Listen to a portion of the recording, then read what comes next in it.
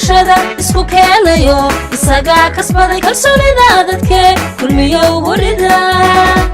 dhaqaalaha kobce kaalin qaadayo kobka horumarku kor u qaadayo kulmiyeynune kor u qaadayo kulmiyeynune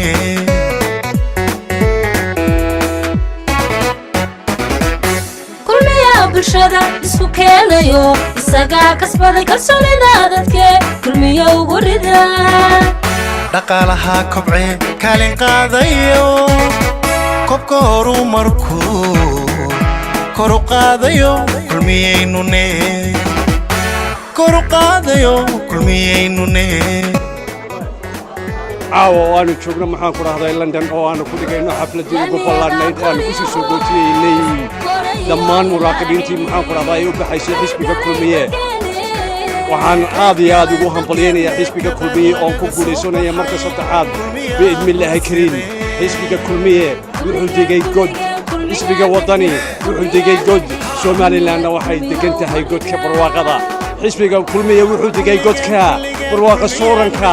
iyo guusha iyo horumarka iyo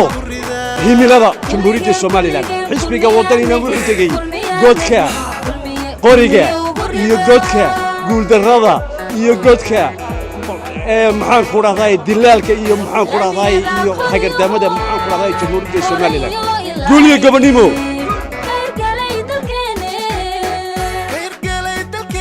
kadar lagaga soo baxay kulmiya horseedee